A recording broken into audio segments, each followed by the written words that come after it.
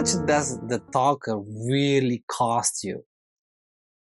There isn't a better question, or let's say bigger question, to answer in this life, because the talker is your most intimate and personal, let's call it, thing that you live with. Like, we can talk about the computer, the bed, the house, the car, whatever else you own, but the talker in you is the most personal item. And so the truth is, we humans don't even ask the question, well, wait a minute, I value everything, like, well, that costs $50, that costs $10,000. What about the talker that never stops? Should I put a price on it? Well, how else would we be able to judge if it's good or bad? Or better said, if it's valuable or not? Because that's the way we understand this world, right? The mind gets this, right? This is too much. This is good value. I like that. Now, let's put a real fair value and price on the talker. Well, we've got 10 minutes on the clock here. We can say it in one sentence, really, but there is a lot that we can also use to describe that one sentence. So let's first, in the body of this video, talk about what the talker is actually promising you. Because if it wasn't promising anything, we wouldn't be falling for it. Why would I even listen to the talker if I didn't somehow think that it's valuable to do so? Right? Like, often in many spiritual videos and things I hear, it's always the blame of, like, how come are you led by your ego and you're not present? But the truth is, we get tricked and we cannot be blamed for it, because the promises that the talker does are very strong. So let's look at them. Since the moment you're born, but maybe a little bit later, let's say at age 1 or after that, you start to actually accept an image of a self, an identity. I, Alex, you, and then as I grow, that identity becomes strengthened by the experience in my life. So that self that I start to accept and live by is what the talker is promising you to protect. And it is intimately connected to that self. In fact, it's one and the same. But it's promising to protect it. So safety and security is what the talker promises you, of this familiar self that you have accepted as you, right? So that's very strong. Well, that voice is promising to protect me. Well, of course, I'm going to listen to it. Why wouldn't I? It's nice to me. Well, let's look if it is really nice. It's always it's always in my mind, so it's very close to me. I hear it all the time. It knows everything about me. It always offers to protect me in every situation, with every human, with every colleague, with my neighbors, with my family, and with my finances, and with my everything, right? The talker's got a story. It's going to pull you in. Let's discuss this. Let's project it. Let's try to avoid these problems. And oh, what about these problems? Constantly, right? It's protecting you constantly.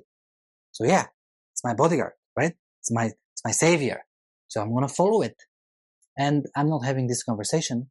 We're not having this conversation with ourselves. We're just doing it, right? Like, it's just how we live. We've accepted it. The talker is my savior, and I'm going to listen to it. Why else would I do it? Right? There's got to be a reason. That's the reason. Now, why does the talker do that?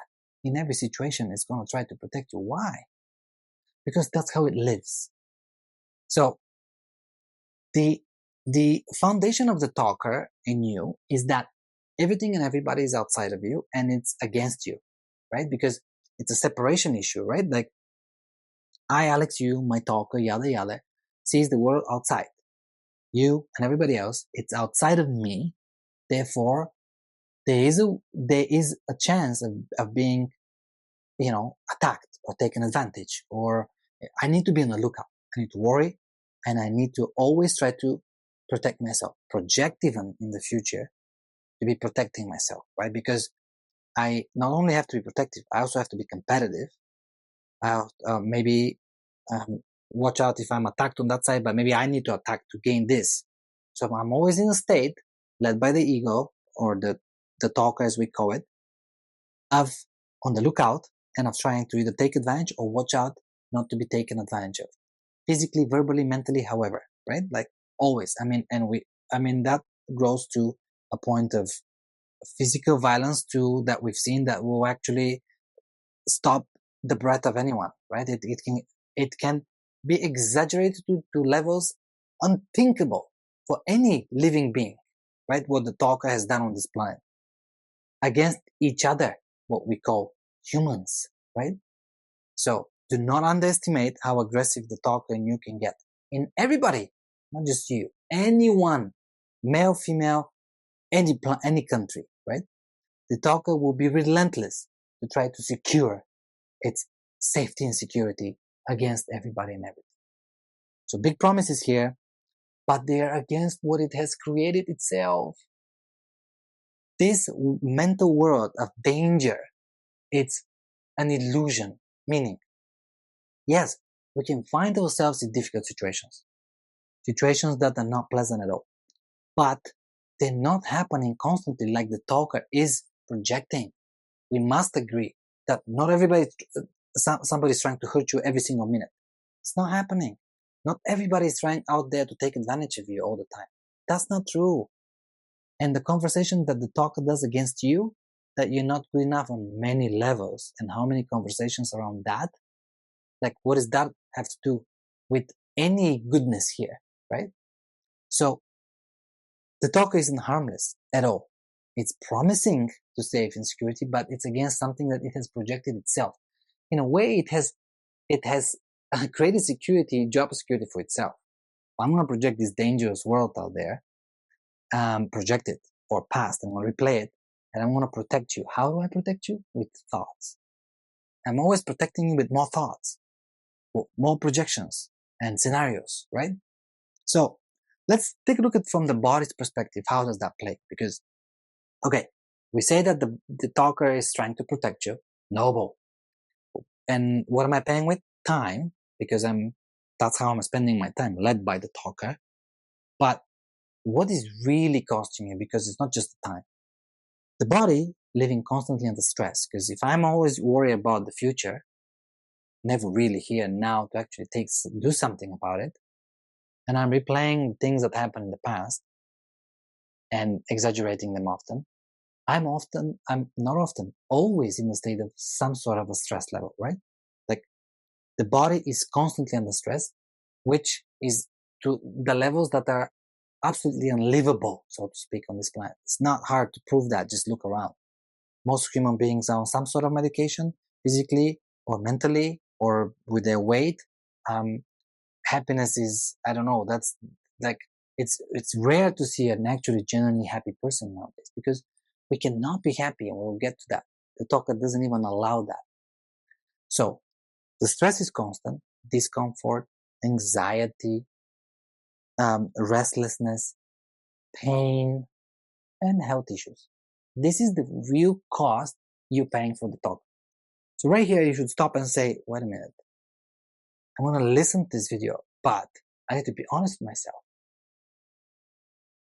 Am I absolutely healthy and perfect well-being right now? Do I feel comfortable? Do I feel well? Am I smiling with no reasons, no obvious reasons to the talker, let's say? Just being joyful for being on this planet. But why is this happening?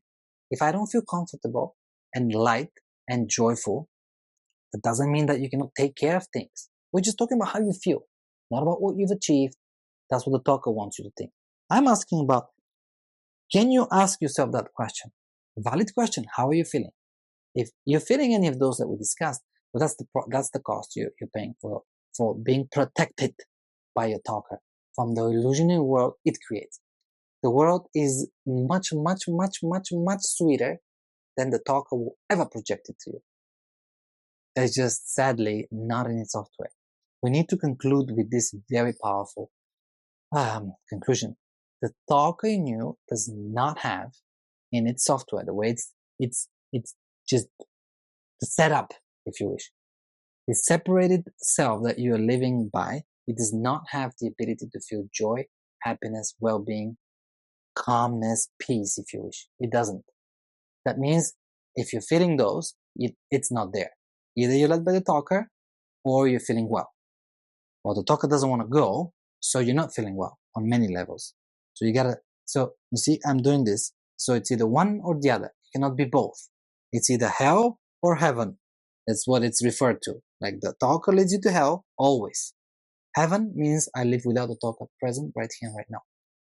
But there is a beautiful line here, and that is, you now have the ability to actually see yourself as you truly are, not the talker. You're not the talker. And the proof of that is that you can reflect on what we just talked about. You can catch it in action, and you can have a moment of, whoa, I see it in me. And that's the step there, right? The recognition. I'm not the talker. I'm the beautiful being that's always been here, just hidden beneath the talker.